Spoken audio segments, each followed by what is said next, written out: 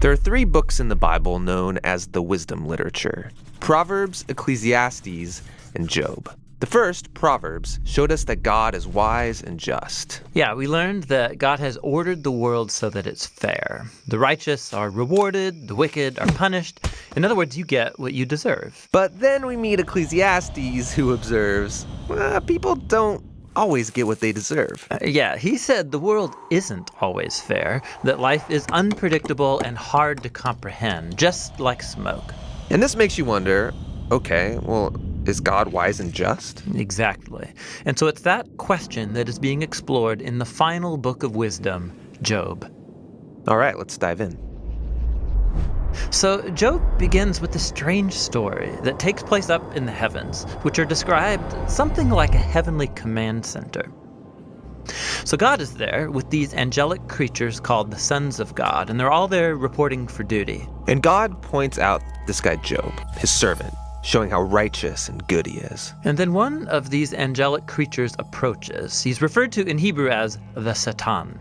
The Satan. Who is this? Well, this word is actually a title, which literally means the one who is opposed. So out of this whole crew, he is the one questioning how God is running the world. And he proposes that Job might not actually love God, that he's only a good person because God rewards him. If God were to take away all of the good things he gave to Job, then we would see his true colors. So he thinks Job is just working the system? That's exactly right. Maybe he's obeying just to get what he wants. So God agrees to this experiment and allows the Satan to inflict suffering on Job. And Job loses everyone and everything that he cares about. It is devastating.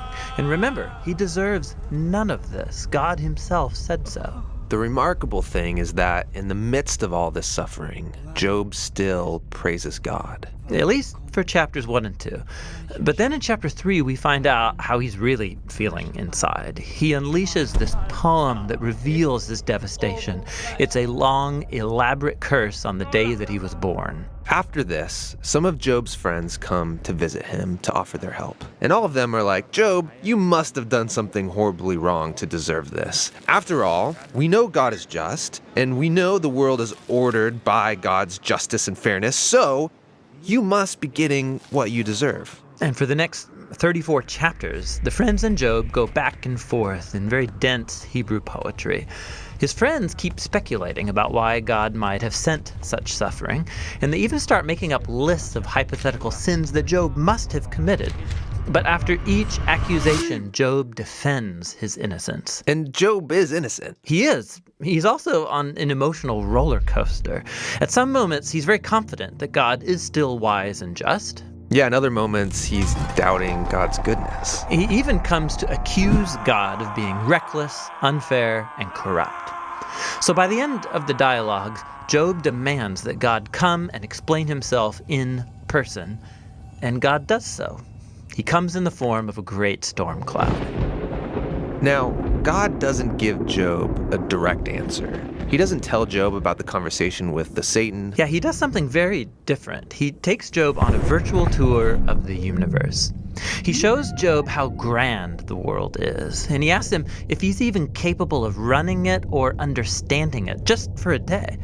He shows Job how much detail there is in the world, things that we might see every day, but really don't understand at all.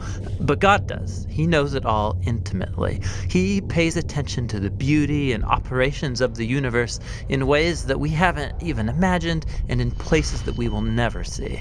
Then to conclude, God shows Job 2 wondrous beasts and brags about how great they are. Yeah, they are dangerous. I mean, they would kill you without even thinking about it. And God says they're not evil. They're actually a part of his good world. And then that's it. That's God's whole defense. It's kind of weird. I mean, what was this all about? It seems to be this. From Job's point of view, it looks like God is not just. But God's perspective is infinitely bigger. He's dynamically interacting with a whole universe of complexity when he makes decisions. And this is what God calls his wisdom. So Job asking God to defend himself is actually kind of absurd. He couldn't comprehend this kind of complexity even if he wanted to. So where does this leave us? Well, it leaves Job in a place of humility. He never learned why he suffered, and yet he's able to live in peace and in the fear of the Lord. But that's not where the book ends, because after this, God restores to Job double everything he had lost. And this, again, is surprising.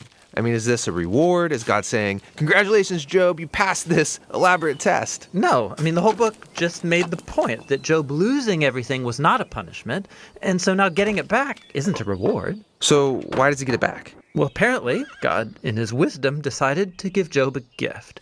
We don't know why. But what we do know is that Job is now the kind of person who, no matter what comes, good or bad, he can trust God's wisdom. And that's the book of Job and the end of our wisdom series. These biblical books of wisdom are amazing. Each one offers a unique perspective on the good life, and you need to hear all of them together as you learn to live with wisdom and in the fear of the Lord. Hey you guys, thank you for watching this video from the Bible Project. You can find a lot more videos just like this one on our YouTube channel, The Bible Project, or at our website, jointhebibleproject.com. This was the final video in our Wisdom series. It's been super fun to make. We hope they were helpful for you. We're making videos like this because we believe the Bible is a unified story that leads to Jesus and has wisdom for the modern world. So we're making videos that explore every book of the Bible, its unique design and main ideas.